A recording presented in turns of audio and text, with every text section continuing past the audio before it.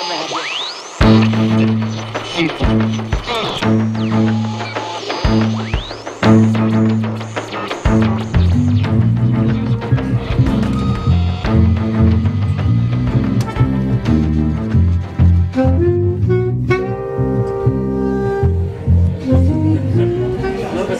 amis internautes, bonsoir. Nous sommes aujourd'hui en compagnie d'Éric Auguste du groupe Double Exil. Donc on vient d'assister, là c'est au bar La Barricade, là c'est à Belleville, à un récital, un spectacle de poèmes de Mahmoud Darwish que vous avez donc récité, même je dirais même incarné, parce que c'était quand même très fort, très intense. Un jour, je serai une idée qu'aucun glaive ne porte à la terre désolée, aucun livre. Une idée pareille à la pluie sur une montagne, fendue par la pousse d'un brin d'herbe. Et la force n'aura pas gagné, dit la justice fugitive. Un jour, je serai une vigne, à l'été de me presser sans attendre aux passants, de boire mon vin sur les lustres du lieu sucré. Je suis le message et le messager. Ma première question, c'est pourquoi est-ce que vous avez choisi cet auteur? Bah, ça s'est fait un petit peu comme toutes les belles rencontres, c'est un peu par hasard. Moi, je cherchais un texte pour pouvoir un petit peu répondre un petit peu à ce qui se passe autour de moi. Les acclamations d'un peuple, accompagnant ceux qui montent à la mort avec le sourire et la peur que les chansons inspirent aux tyrans. Sur cette terre, il y a ceux qui méritent vie. Une amie m'a offert un recueil de poésie de Mahmoud Darwish. Bon, c'est pas toujours facile d'entrer dans l'œuvre d'un poète, hein. Il y a des toutes petites portes, et puis après il y a des portes un peu plus grandes, et puis encore un peu plus grandes, puis il y en a beaucoup des portes. Et puis finalement, je me suis pris de passion pour cette poésie-là, et pas seulement d'ailleurs, moi, de passion pour la poésie arabe contemporaine. Lorsque mes paroles étaient colère, j'étais l'ami des chênes. Lorsque mes paroles étaient pierres, j'étais l'ami des rivières. Lorsque mes paroles étaient révolution, j'étais l'ami des séismes. Vous venez du théâtre à l'origine, c'est ça? Voilà, moi j'ai fait beaucoup de théâtre, ce qu'on appelle le théâtre traditionnel, quoi. Mais j'y ai été très bien, hein. C'est pas le problème, c'est un merveilleux métier, on a la chance de faire un métier qui nous plaît, aujourd'hui c'est quand même assez rare. Mais bon, il s'est passé, par exemple en 2002, Le Pen au deuxième tour, nous on était dans nos répétitions des Fourberies de Scapin, c'est comme si c'était rien passé. Après il y a eu les bombardements sur l'Irak en 2003, donc 6 mois après, ou enfin 8 mois après. Et nous on continuait à jouer les Fourberies de Scapin comme s'il se passait rien. Le chemin n'a pas abouti.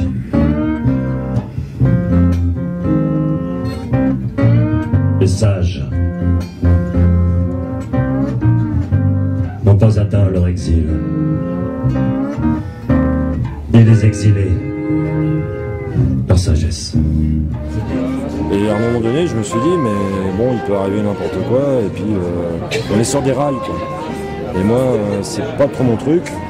Et comme j'étais trop vieux pour, soit pour faire du rap, je veux dire, moi j'avais le problème qu'avaient les bluesman à leur époque ou les reggaeman à leur époque, c'est-à-dire qu'à un moment donné il y a des réalités, il y a le chômage, il y a la misère, il y a l'histoire d'amour, et puis ces gens-là, ils créaient des musiques pour répondre presque au coup par coup, quoi. Donc ça veut dire que vous êtes engagé au bout d'un moment parce que vous êtes dit je peux plus faire semblant finalement que rien ne se passe autour. Oui, voilà. Moi avec la poésie de Darwish, voilà. Enfin, vous avez écouté le spectacle. Des textes où on parle de prisonniers, de chômeurs, on parle de guerre, on parle d'amour, je veux dire, il n'y en a pas tant que ça aujourd'hui, quoi. Vous qui vous tenez sur les seuils d'entrée, et prenez avec nous le café arabe, vous pourriez vous sentir des humains, comme nous. Vous qui vous tenez sur les seuils, sortez de nos matins, et nous serons rassurés d'être comme vous, des humains. Si tu avais laissé 30 jours au fœtus, les possibilités auraient été hautes. L'occupation finie, le nouveau-né aurait oublié les temps du siège. Parce que Mahmoud Darwish, c'est quand même aussi tout un symbole, c'est quand même la Palestine. Ouais. Pourquoi la Palestine en particulier?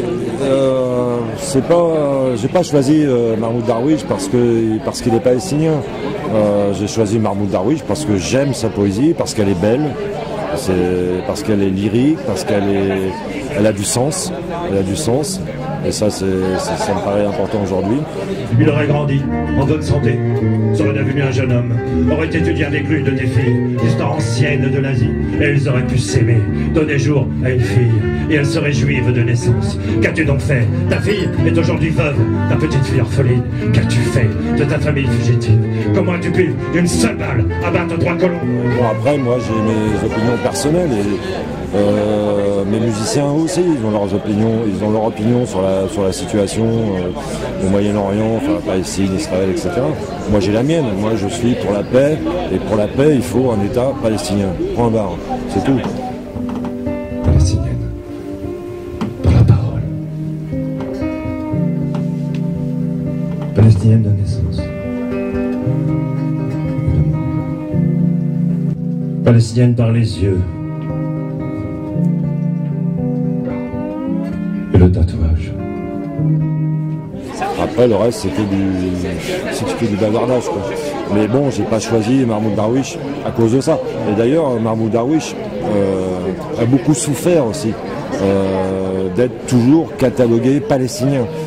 À la fin de sa vie, Mahmoud Darwish se disait avant tout poète. Sans, bien sûr, il faut pas faire abstraction de l'histoire, des lieux, mais comme il dit, l'histoire ça peut pas être un enfermement. Il est ouvert sur d'autres thèmes, comme vous l'avez dit, effectivement il traite aussi beaucoup d'amour. Oui, voilà, je crois que la poésie de Darwish peut être entendue en Palestine, peut être entendue et comprise en Espagne, au Canada, au Mali, au Cameroun. Palestinienne par le châle.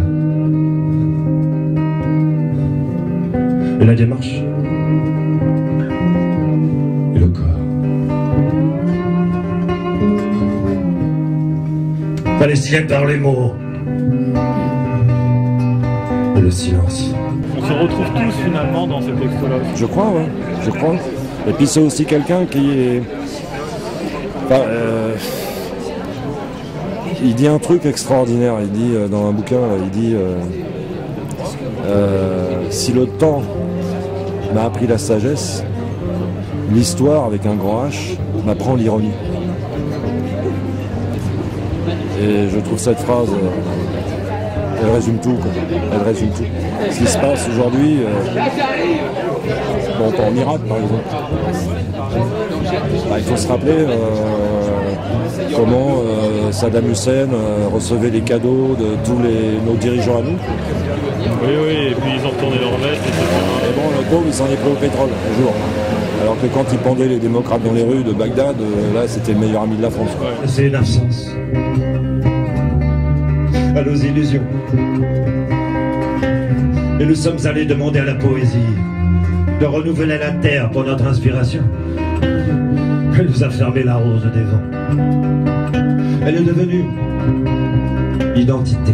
Et dans ce sens-là, Darwish, quand il dit l'histoire m'apprend l'ironie, c'est vrai que quand on voit aujourd'hui, et c'est grave ce qui se passe là-bas, c'est très très grave. Moi, il y a un poète irakien, Seyab, qui est mort en 1964 à l'âge de 37 ans. Il faut lire ses poèmes et on comprend exactement ce qui se passe en Irak aujourd'hui, mais c'est exactement... Pour décrire les fleurs d'amandier, l'encyclopédie des fleurs et le dictionnaire de Besson d'Oculaire, les mots m'emporteront vers les ficelles de la rhétorique, et la rhétorique blesse le sens, puis flatte sa blessure, comme le mâle, dictant à la femelle ses sentiments. Et si les gens donc, ont envie de vous retrouver, est-ce qu'on peut vous retrouver éventuellement sur Internet? Est-ce qu'il y a une faut page, taper site Internet, il y a Double Exil. Double Exil, ouais. Donc Double Exil sur votre moteur de recherche, et comme ça vous pourrais peut-être expliquer pourquoi Double Exil. Oui, voilà. très bonne idée. Alors j'aurais pu mettre Quadruple ou Quintuple Exil, parce que bon, les exils, il y en a un paquet, hein. Il y a l'exil social, culturel, amoureux, etc. C'est que quand Mahmoud Darwish, sa maison, la maison de ses parents a été détruite en 1948 par l'armée israélienne. Et donc sa famille, ils sont partis au Liban. Donc ils étaient exilés là-bas. Et ses parents étaient tellement nostalgiques de leur pays qu'ils sont revenus. Et quand ils sont revenus quelques années après, ben, ils se sont aperçus qu'ils étaient devenus étrangers dans leur propre pays. Donc c'est pour ça que j'ai appelé ça double exil. La victime comme la vérité, le relatif, la martyre, fille de la martyre, fille du martyr, sœur du martyr et sœur de la martyre, et brune de la mère du martyr, petite fille d'un grand-père de martyr et voisine de l'oncle du martyr, etc., etc., etc. Et rien de nouveau dans le monde civilisé. Et tant de barbaries sont passés. La victime est anonyme. Très bien. Bah écoutez, si les internautes veulent vous suivre, en tout cas, ils taperont double exil sur leur moteur de recherche et puis ils seront au courant un peu de vos actualités. Okay, bah super. On vous souhaite bon courage pour la suite et merci à vous. Merci. Merci à vous. Bonne santé.